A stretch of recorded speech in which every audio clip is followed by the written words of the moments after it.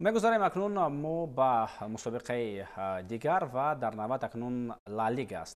Дар ин мусобиқа чанд натиҷаи ғайриинтизор ҳам буданд, аммо ду дастаи асосии ин кишвар, яъне Барселона ва Реал Мадрид пирӯзии худро ба даст овардан тавонистанд. Атлетико имтиёз аз даст дод, ин бозии дуюм пайопай мешавад барои дастаи мазкур ки онҳо наметавонанд ба ғалаба ноил гарданд, вале Барселона ва Реал пирӯз шуданд. Мегузарем мо ба бозии дастаи Барселона ки агар гӯем ки бе мушкилӣ Валенсияро шикаст дод, ин хато нахоҳад.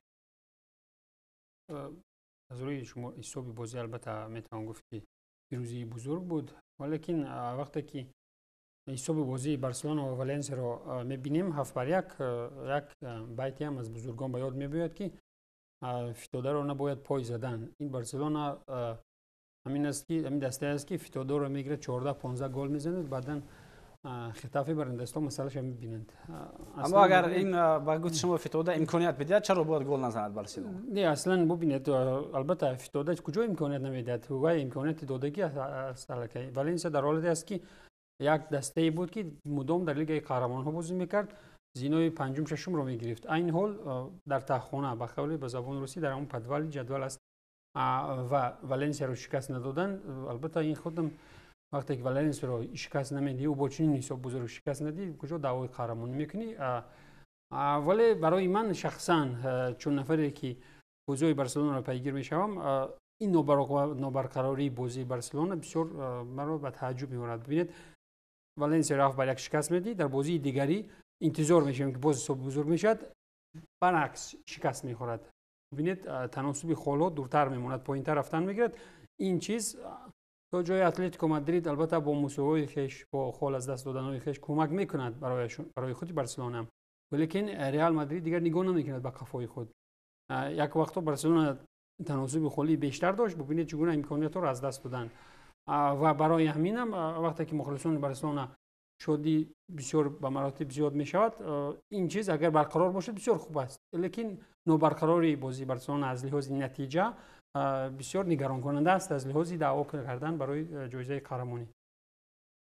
خب من اینجا راستی میخواستم با چند چیز که با چند نقطه‌ای که از حرفای ایمانبک بود پاسخ بگم، اما خودی او با گپ‌های خود دوباره باز پاسخ گفت. اول اینکه دعوای قهرمانی بارسلونا رو پیش آورد، ولی بعداً گفت که با این نوستوری نمیشه دعوای قهرمانی کرد. و در ادامه درباره نوستوری گپ رفت. نوستوری دسته بارسلونا تنها در خط دفاع این دسته است. مشکلی اساسی دسته در همین موقع است. خط نیم حمایه و هجومی دسته بارسلونا همیشه در جریان این موسم اون کمبودی رو که خط دفاع داشت و حتی دروازه، البته بعدی رفتن تر شتگن بعدی اوسبیو قریب که همیشه این رو جبران میکرد. مثلا بارسلونا اگر 2 گل سر میداد، خط هجوم کوشش میکرد که 3 گل در جواب بزند. مخصوصا در بازی اخیر بر مقابل بنفیکا ما این چیز رو دیدیم که اونجا قریب بود البته شکست هم میخورید دست و صرف نظر از یک حالت خیلی شبهناک در آخری بازی به میان اومد و پنالتی گذاشته نشد جانب دروازه وایسخ شنزنی. 4 گل خط دفاعی بارسلونا و دروازه‌بان این دسته سر دادند. اما خط حمله لواندوفسکی و رافینیا 4 گل سر دادند. وایسان 5-4 بعداً پیروزی به دست آوردند. در جواب 5 گل زدند اونها در هجوم. ولی این گونه یعنی که خوب بازی کردن خط حمله همین حالا نتیجه بارسلونا رو تامین کرده ایستاده است. اما اگر همین مشکل‌های خط دفاعی ادامه یافتن بگیرد، در قسمت بعدی موسم که بازی پلی آف لیگ چمپیون‌ها سر می‌شود، بازی‌های جام جدی‌تر می‌شوند از اینجا به بعد و در لالیگا برای پویای قهرمانی قوای زیادتر در کار می‌شود.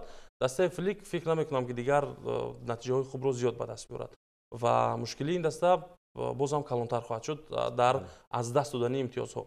بله در لیگ چمپیون‌ها این دسته یکی از پیش‌صفان است، اما این معنی آن رو ندارد که این دسته مدعی بوده می‌تواند، چون که اونجا ببینید که دسته‌هایی که همه سالا مدعی بودند حالا حتی از 8 گونه از 16 گونه بیرونند. برای مثال خود ریال مادرید، پی اس جی، منچستر سیتی، حتی سیتی امکان دارد که به پلی آف نرود. فکر می‌کنم در لیگ چمپیون‌ها رقابت‌های اساسی و مدعیان اساسی معلوم شدنشون در مرحله پلی آف سر می‌شود. ولی در لالیگا پیوسته ما می‌بینیم که بارسلونا چگونه امتیاز از دست می‌دهد. از لاس پالماس شکست می‌خورد، از لگانس شکست می‌خورد، با خطافه مساوی بازی می‌کند و بله ریال مادرید رو شکست می‌دهد. این رو هم باید بگیم. اما این رو باید دو بار بگیم. 2 بار گفتیم بله، یک بار 4-0، یک بار 5-2. البته در سوپر جام بود یک دفعه. اما این معنی رو ندارد که بارسلونا برای قهرمانی مبارزه بوده تواند و همین حساب 7 یعنی که 7 گل به دروازه والنسیا زدن این فقط یک انگیزه بود که بارسلونا ҳамеша пас аз нокомиҳо чунин ангеза дорад. Масалан вақте ки натиҷаҳои хубро ба даст намеорад ин даста, ҳатман 1-2 бозии оянда он қадар бо ангезаи баланд футболбозонаш бозӣ мекунанд ки ҳамин гуна 5-7 гол мезананд. қасос ра аз як дастаи заиф аммо мегирад. пас аз 2-3 бозии дар чунин сатҳи баланд кардан дубора хомӯшӣ мешавад дар ин даста. Гӯё ки ҳамон оташи хоҳишҳои голзании бозингарони Барселона тамом мешавад ва 1-2 бозии дигар мо мебинем ки боз оромтаранд онҳо ва имтиёз аз даст медиҳанд. ба мисли Имонбек бозии ояндаро бояд интизор шавем то бубинем чӣ мешавад. хуб, албатта ҳам Атлетико ҳам Барселона ин замон ноустувор ҳастанд. Агар бар натиҷа назар бандозем, хуб Атлетико ду бозӣ мешавад ки 3 хол ба даст оварда наметавонад. онҳо аз Леганес шикаст хӯрданд ва дар даври мазкур бошад бозиро мусовӣ анҷом доданд. Аммо дар погаи қаҳрамонӣ рақиби Атлетико ва Барселона Реал Мадрид бошад, айни замон устуворона рафта истодааст. мегузарем ба бозии Реал Мадрид ки дар сафар бо Валидалид бозӣ кард ва бо хетрики Килиан Мбаппе пирӯзии худро ба даст овард. аз байни дастҳое ки айни замон бари қаҳрамонӣ мубориза мебаранд ва даъвои қаҳрамонӣ мекунанд, аз ҳама устувору дар қарор Реал Мадрид аст. бале, Реал Мадрид нисбати дигар дастаҳо, яъне ҳамин натиҷае ки ҳоло дорад ин даста, худаш маънои онро дорад ки устувортар аст. ва агар дар бораи натиҷа бигӯем, умуман бар муқобили заифтарин тим бозӣ кард. ба монанди чӣ гуна ки Барселона муқобили дастаи 19 бозӣ кард, Реал бар муқобили дастаи 20 бозӣ кард. ва инҷо шояд агар қиёс кунем голҳоро, шояд бигӯем ки хати ҳуҷуми Реал нисбатан заифтар буд, аммо набудани Винисиусро ҳам аз як тараф ба инобат бояд бигирем ки ӯ дар бозии Реал Мадрид аллакай 2 бозӣ шуд ки дар дораи рақобатҳои Ла Лига иштирок намекунад, вале набудани ӯ аз тарафи дигар барои Килиан Мбаппе мавқеи васеътарро медиҳад. бале, бозии гузашта ӯ қариб буд хетрик мекард, ӯ албатта дубл дошт ва аммо голи севуми ӯро вар бекор кард ва дар ин дидор аллакай хетрик кард ин бозингар. албатта ба ӯ бештар дар ҳамин бозӣ Беллингем кӯмак кард барои голҳо задан ва умуман дар ҳуҷумҳо Беллингем яке аз бозингарони хеле фаъол буд. вале дар умум ҳоло мебинем ки шояд Анчелоти аз ин ба баъд нақшаҳои худро каме тағйир бидиҳад, мавқеи Винисиусро дигар кунад, шояд кӯшиш кунад ки ӯро дар кадом як мавқеи дигар бисанҷад то ин ки чӣ гуна мешавад. ба хотире ки Мбаппе дар сафи пеш мо мебинем ки ҳамеша хуб бозӣ карда наметавонад. бале, баъзе вақт ӯ дар нақши асосӣ ҳаст, вале на ҳамеша. аммо аз канор ҳамчун ҳамлагари канорӣ ҳамчун вингер вақте ба майдон меояд, ӯ тамоман Мбаппе ҳақиқӣ аст. ҳамин суханҳоро гуфт, дигар ягон даъвои зиёдатӣ ҳам карда намешавад. Барселона агар мебуд, ман ягон сухани зиёдатӣ ҳам мекардам, валекин дар мавриди Реал ки рафт, воқеан чӣ бо оморо, чӣ бо рақамҳо нишон медиҳад ки дар чемпионати Испания ҳамаро саркӯб мекунад.